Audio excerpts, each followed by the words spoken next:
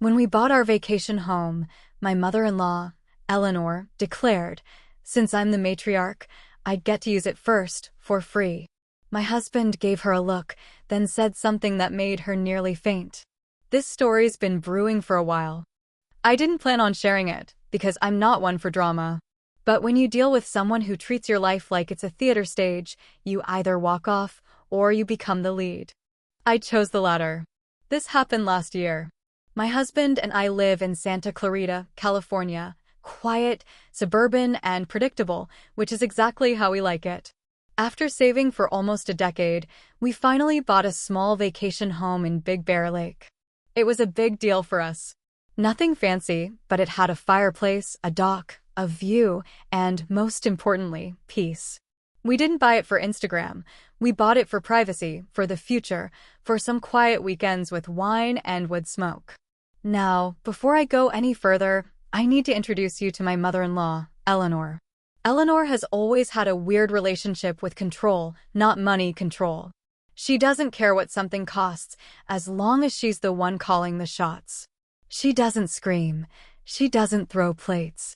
She uses words like scalpels and her tone like she's reading scripture. That's how she controls people. She makes you feel like going along with her is the righteous, proper, adult thing to do. She's not dumb.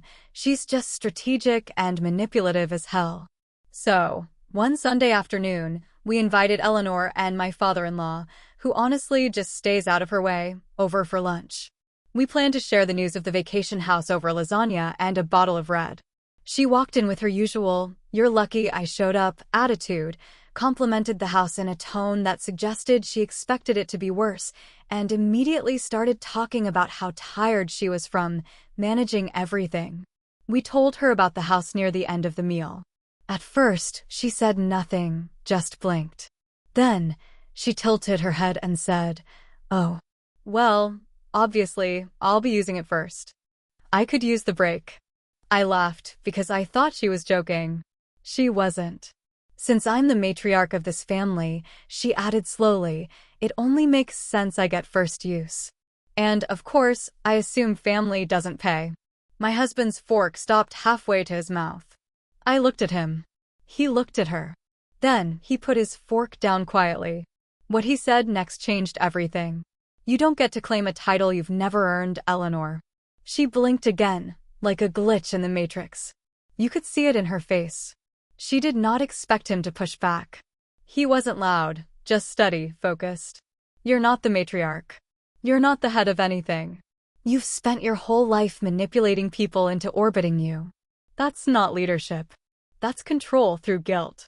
She went pale, not red, pale, like someone pulled the floor out from under her ego, and it hadn't hit bottom yet. "We bought that house for us. Not for you. Not for your bridge group. Not for your half-cousin visiting from wherever. And if you ever try to guilt-trip my wife or act like anything we own is automatically yours, we'll change the locks on both houses." I was stunned, not because I didn't want him to say it, but because I'd waited almost 7 years to hear him say it. Eleanor stood up, no shouting, no crying. She just looked like someone who had never been challenged by her own son and suddenly realized the leash she'd used on everyone else had been cut clean. She left without saying a word. Her husband followed. I'm pretty sure he gave my husband a tiny nod before closing the door behind him. But of course, it didn't end there. A few days later, I started getting texts from my husband's sister, Melanie, asking if we could at least let Mom use the place for Mother's Day weekend. Then came the cousins. Then came the Facebook post where Eleanor wrote a thinly veiled paragraph about how children today forget who wiped their noses and kept the lights on during their childhood. She tagged my husband. Oh yes, she did. We didn't respond. We were quiet for weeks. And then, out of nowhere, Eleanor's church friend, whom I had met once at a wedding, called me and asked if the vacation house was available for a small prayer retreat. I'm not religious, but I'm also not cruel. I asked when they wanted it. "This weekend," she said cheerfully. Eleanor said you offered it to her anytime, and she thought this would be perfect. I could almost feel my jaw unhinged, like a cartoon character. So that's when I knew she hadn't learned a damn thing. She wasn't embarrassed. She wasn't humbled. She was regrouping. I told the church lady the house was already booked, then I blocked the number. And that's when the plan for revenge clicked into place. We weren't just going to keep her out of the house, we were going to show her just how little control she actually had. The housewarming from hell. We decided to host a quiet housewarming at the cabin 2 weeks later.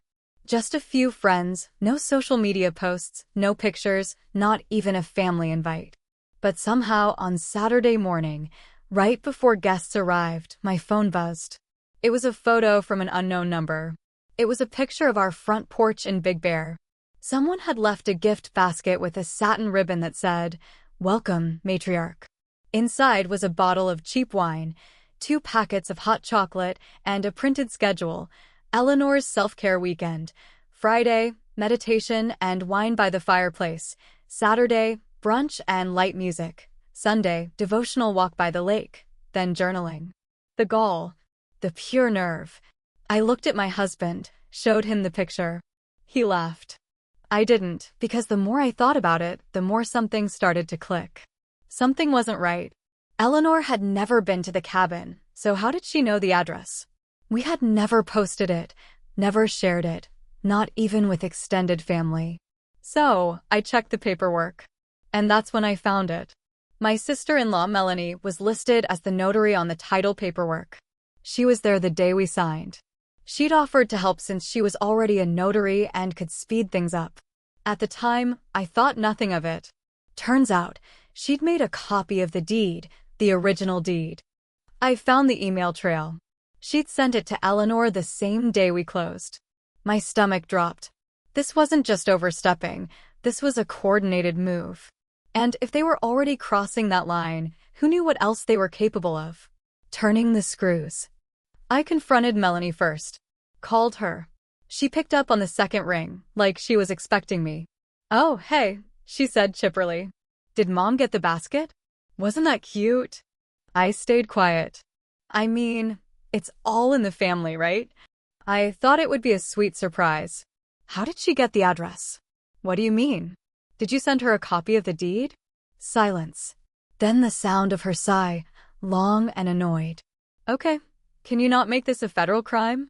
She just wanted to see the house layout. She was excited. It's not like she's trying to steal it. She is not welcome there. You can't seriously be this petty? She's our mother. I hung up. No screaming, no threats. I just ended the call and started making real plans. That night, I got on my laptop. I booked the cabin solid for 3 straight months. Friends, coworkers, even strangers from my husband's office who wanted a weekend getaway. I made everyone sign rental agreements for $1, just to have the paper trail. Then, I paid for a smart security system with live camera feeds and alerts for movement. We weren't going to be caught off guard again. The break-in. It was early March. Snow was still thick up in Big Bear.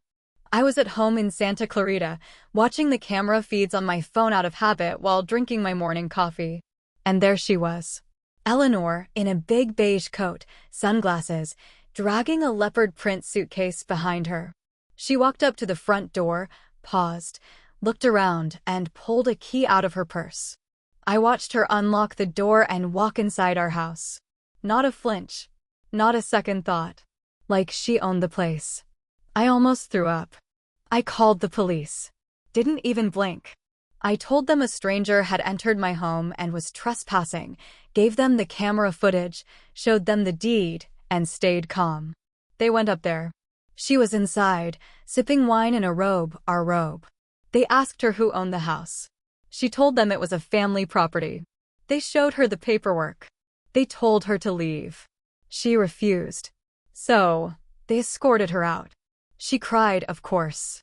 She clutched her pearls and said she was being removed from her family's legacy and how she couldn't believe her son would do this to her. They didn't care. They don't arrest people like her, but they do warn them. And they did. She was banned from the property, formally. That night, she called my husband 17 times in a row. He didn't answer a single one. The real damage. You'd think that would have ended it. But nope. Now she was hurt, publicly hurt. And that meant one thing. She needed to rebuild her image, fast. So, she started telling people, family, friends, church members, that we were unstable, that I had driven a wedge between her and her son, that the house was actually bought with money she loaned us, a lie, and we tricked her out of her share. She went to war. And the worst part? Some people believed her. A few cousins stopped talking to us. My husband's aunt, who used to send birthday cards every year, ghosted us completely. My husband's workplace even got a weird voicemail from a blocked number claiming he was being investigated for financial misconduct. The harassment was coordinated, subtle, and constant. We started losing sleep. We stopped going to family functions. But she made one mistake. She messed with the wrong friend. One of my close friends, let's call her Danielle, works in title insurance. She's been in the game for 15 years and knows how to sniff out fraud like a bloodhound. I asked her to look into our closing paperwork, quietly. 2 days later, she called me. Her voice low and serious. You need to sit down. I did. Your notary didn't just make a copy of your deed. She filed an unofficial amendment. It was rejected by the county, but it was still submitted, trying to list your mother-in-law as a secondary beneficiary. I felt cold. That's not just bold. That's fraudulent. We had the email. We had the video. Now we had a paper trail. And I wasn't going to sit on it. The secret bank account. After the fraud attempt on the title, I started digging through every shred of paperwork we had, receipts, notary records, emails, even old text messages. Something in my gut told me we hadn't seen the full picture yet. Then I found it. Buried in our financial inbox was an old bank alert from a regional credit union in San Bernardino. It was from back when we were finalizing the cabin purchase.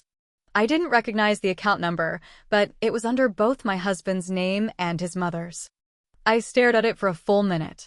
Why the hell would my husband share a bank account with his mother? I didn't say anything right away. I just forwarded it to my friend Danielle and asked her to trace the account history. She called me back the next morning, her voice low and serious.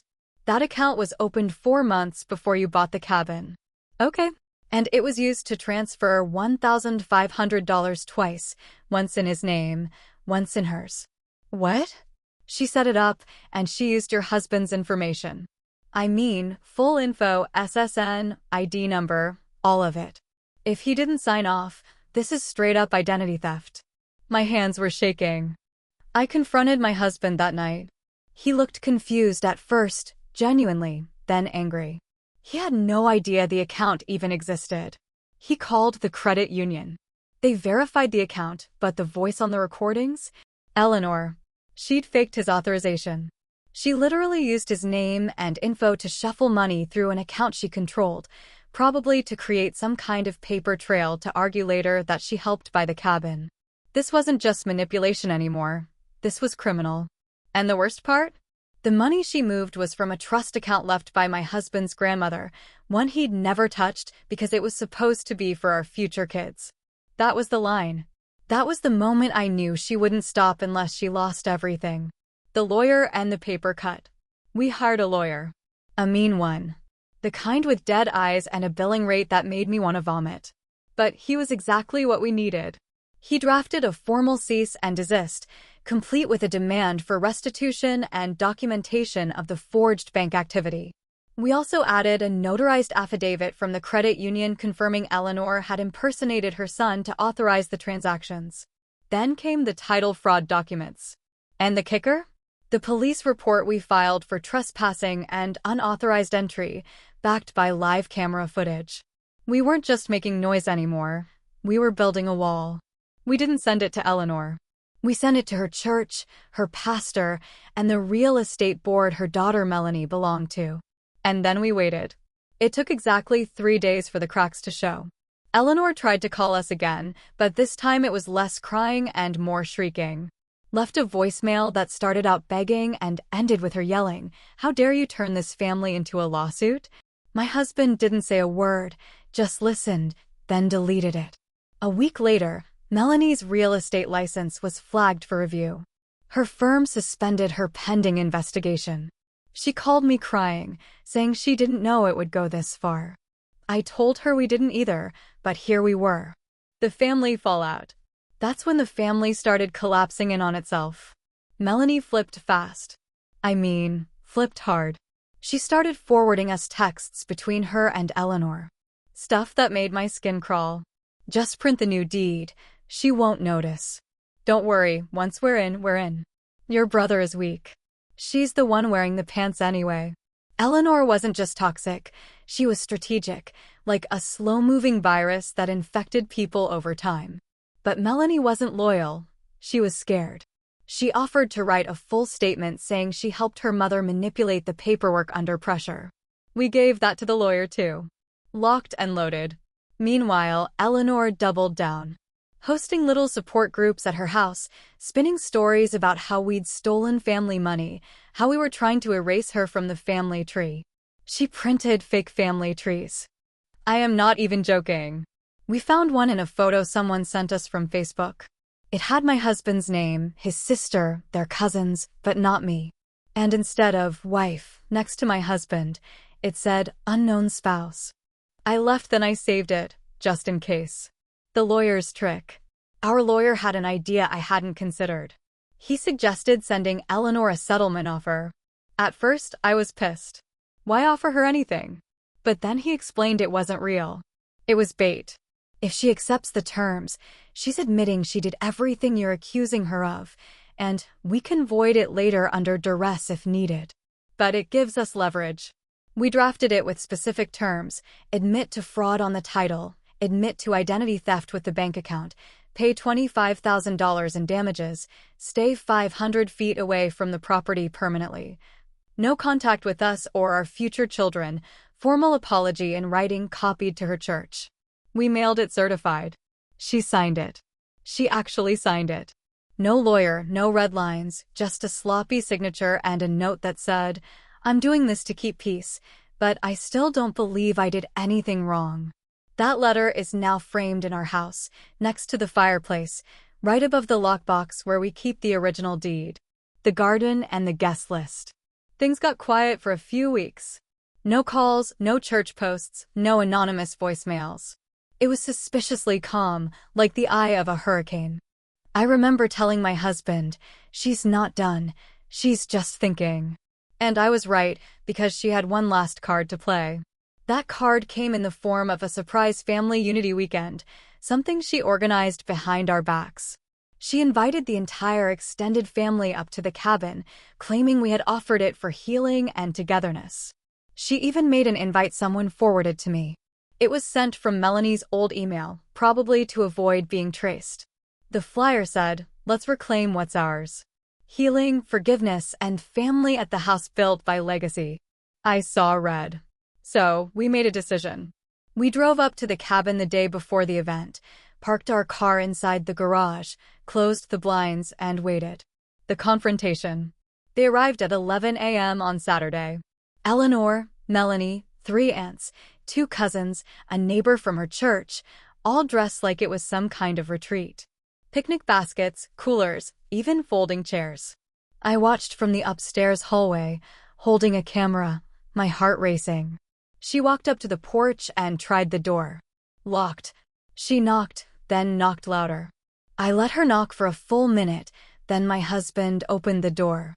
His face was calm, his voice wasn't. This is not your house. She froze. The others behind her stood still. You forged my name. You stole from a trust account. You submitted fake paperwork. And you lied to everyone here. This ends today. She stepped back like she'd been slapped, but then, and I'll never forget this, she smiled. You wouldn't do this in front of your family. You wouldn't humiliate me. And then he said the one thing I think he'd been waiting years to say. You already did that to yourself. He pulled out a folder. Copies of the bank transactions, the false notary filings, the email with her schedule for matriarch weekend, and her signed apology. He handed it to the oldest aunt there, a sharp, no-nonsense woman named Aunt Ruth, who'd always seen through Eleanor but stayed quiet. Ruth read every page slowly, then turned to Eleanor. You told me they cut you out. That they were unstable. That she, pointing at me, was trying to break up the family.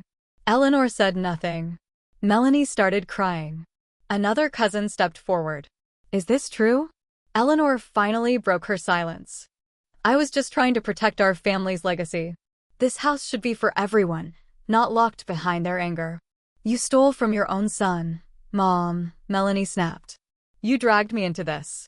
I almost lost my job because I needed someone to help. No one ever helps me. The words exploded out of her. She looked around like a cornered animal, eyes darting, chest rising and falling. The whole illusion unraveling in front of everyone she'd spent decades trying to control. And then she did the one thing that surprised me the most. She sat down right there on the front step. She didn't cry. She didn't scream. She just went silent. No one spoke for a long time. Then Ruth said, "You've done enough damage. Go home, Eleanor." They left. All of them. One by one, back to their cars, quiet, avoiding eye contact. Melanie stayed back for a few minutes. She apologized genuinely, said she was ashamed, said she'd never seen their mother unravel like that, said she was done being her puppet. We didn't say much. We didn't have to. When they were gone, I sat on the porch and watched the snow melt along the edges of the garden. That's when I noticed something. A weird patch of soil, darker than the rest, looser, like it had been disturbed. I grabbed a shovel and started digging. About 2 feet down, I hit plastic. A sealed tote bag. Inside were copies of the cabin keys, a laminated guest list with names and dates, and a handwritten note. Let's build a family again. No matter what she says, we belong here. She, I assume, was me. I showed it to my husband. He didn't say anything for a long time. Then he took the keys and threw them into the lake. We changed the locks again, filed one final police report for attempted unauthorized use and identity theft. The lawyer told us we had more than enough to press charges, but my husband didn't want to. Not because he was afraid, but because he was tired. We cut ties fully. Blocked every number, deleted every contact. No more holidays, no more check-ins, nothing. A few family members kept in touch. Ruth included. She sends postcards sometimes. Never asks questions, just simple messages like, "Thinking of you both." The snow is lovely here too. Sometimes I still go through the old emails, just to remind myself that I didn't imagine any of it. That it really happened. That we really stood up. The betrayal left a scar, deep and strange. Sometimes it hurts when I think about how easily we were almost manipulated into giving up our peace, our money, and our sanity, all in the name of family. But other times I feel relief. Because now I know who we are without her. And I finally understand something. Blood doesn't entitle anyone to your life, especially not someone who only shows up with open hands and sharpened knives. The cabin is quiet now, just the way we wanted it. No flyers, no guests, no ghosts. Just silence and the creak of the wood under our feet, and the sound of a fireplace we bought with no strings attached. And that's real peace.